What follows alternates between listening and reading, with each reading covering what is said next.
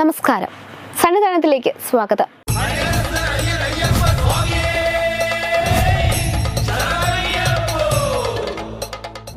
ശബരിമല ചരിത്രത്തെ വളച്ചൊടിച്ച് കാലങ്ങളുടെ ഗൂഢാലോചനയുടെ ഫലമായി അവിടെ തിരികെ കയറ്റിയ കള്ളക്കഥയാണ് ബാബറുടെ സാന്നിധ്യം എന്ന വാദം ശക്തിപ്പെടുകയാണ്.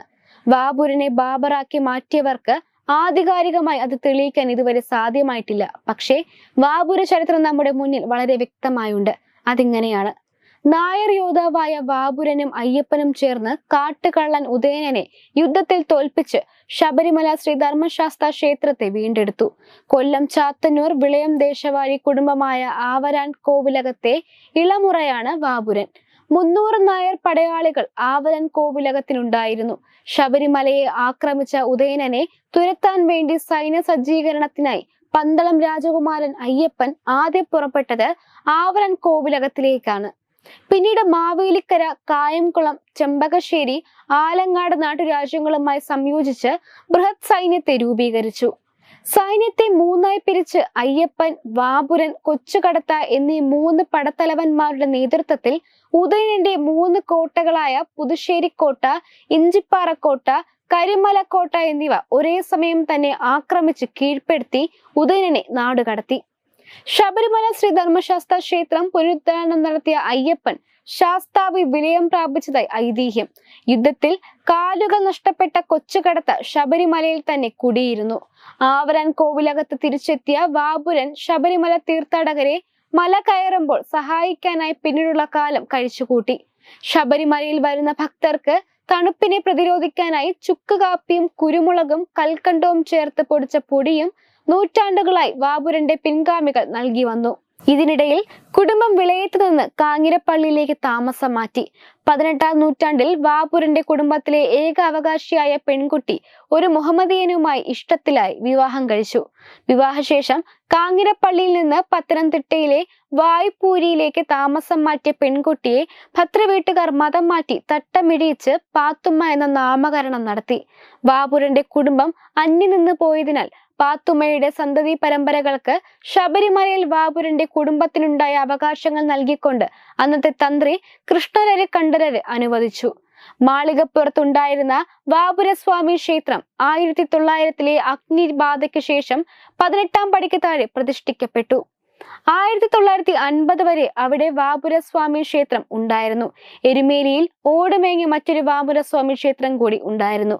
ഇത് ബാബുരന്റെ മതം മാറിയ കുടുംബമാണ് പരിപാലിച്ചു വന്നിരുന്നത്. 1950-ലെ വൻ അഗ്നിബാധയ്ക്ക് ശേഷം 18ാം പടിയിലെ ബാബുരസ്വാമി ക്ഷേത്രം അപ്രത്യക്ഷമായി. എരുമേലി ക്ഷേത്രം പുനർനിർമ്മാണം കഴിഞ്ഞ ശേഷം വാവർപ്പള്ളി എന്നറിയപ്പെടാൻ തുടങ്ങി. 2000-ന് ശേഷം വാവർപ്പള്ളി നൈനാർ മസ്ജിദ് എന്ന പേരിൽ അറിയപ്പെടാൻ തുടങ്ങി. കൊട്ടാരത്തിൽ ശങ്കുണ്ണിയുടെ ഐതിഹ്യമാലയിൽ മാളികപ്പുറത്തുണ്ടായിരുന്ന ബാബുരസ്വാമി ക്ഷേത്രത്തെ പറ്റി പറയുന്നുണ്ട്. 1945-ൽ കുറുമാളൂർ നാരായണൻപിള്ള രചിച്ച ശ്രീ ഭൂതനാഥ സർവസ്വം എന്ന ഗ്രന്ഥത്തിൽ 18ാം പടിക്ക് താഴെ ബാബുരസ്വാമി ക്ഷേത്രത്തിൽ ദർശനം നടത്തിയതായി പറയുന്നു. ദേവസ്വം ബോർഡ് ഇറക്കിയ ശബരിമല ചരിത്രത്തിലും ബാബുരന്റെ ചരിത്രം പറയുന്നുണ്ട്. ചരിത്രകാരൻ MG വിനോദ് രചിച്ച ശബരിമല സർവസ്വം എന്ന ചരിത്ര പുസ്തകത്തിൽ ബാബുരസ്വാമിയുടെ കൃത്യമായ ചരിത്രം വിവരിക്കുന്നുണ്ട്. കൊല്ലവർഷം 1114 അഥവാ 1938 ഇന്നേക്ക് 86 വർഷം മുൻപ് യോഗി ബാലദണ്ഡായുധപാണി സ്വാമികളാൽ രചിക്കപ്പെട്ടതും ബ്രഹ്മശ്രീ വിടല ആയുധനാൽ പരിശോധിക്കപ്പെട്ടതും ജയചന്ദ്ര ബുക്ക് ഡിപ്പോ ചാല തിരുവനന്തപുരം എന്ന പ്രസാധകർ പ്രസിദ്ധീകരിച്ചതുമായ ഒരു ബൃഹത് പുസ്തകമാണ് ശ്രീ മഹാശാസ്തു പൂജാകൽപ്പം. അതിൽ ഇങ്ങനെ പറയുന്നു: ബാബുരൻ മഹമ്മദീയനാണെന്ന് ചിലർ അന്ധവിശ്വാസമായി കരുതുന്നു. എരുമേലിയിൽ മഹമ്മദീയരുടെ ഒരു വാവരുപള്ളി ഉള്ളതാണ് അതിന് ഹേതു. ബാബുരൻ ഒരു ശിവഭൂതനും ഭഗവാന്റെ അംഗരക്ഷകനും പരിവാര ദേവതയും ആകുന്നു. തുടർന്ന് ബാബുരന്റെ മൂലമന്ത്രവും അതിൽ പറയുന്നു. അതിങ്ങനെയാണ്: ഓം അംഗരക്ഷകായ മഹാശാസ്ത്രു പരിവാരായ ബാബുരായ സ്വാഹ. എത്ര കൃത്യമായ മൂർത്തിഭാവം, പ്രതിഷ്ഠിച്ചു പൂജിക്കപ്പെടുന്ന ദേവതാഭാവം. ഈ ചരിത്രത്തെയും ഐതിഹ്യത്തെയും ബോധപൂർവം മാറ്റിമറിക്കുന്ന ഒരു വ്യാജ ചരിത്ര നിർമ്മിതി എവിടെയോ സംഭവിച്ചിട്ടുണ്ട് എന്ന് വ്യക്തം. ശ്രീകൃഷ്ണ ചരിത്രത്തിലെ യവനനെ മുസ്ലിമാക്കി ചരിത്രരചന നടത്തിയതുപോലെ അയ്യപ്പ ചരിത്രത്തിനെ വികലമാക്കാനുള്ള ശ്രമം. ശ്രീകൃഷ്ണ ചരിത്രത്തിൽ ആ ശ്രമം ഉത്തരേന്ത്യയിൽ വിജയിച്ചില്ല.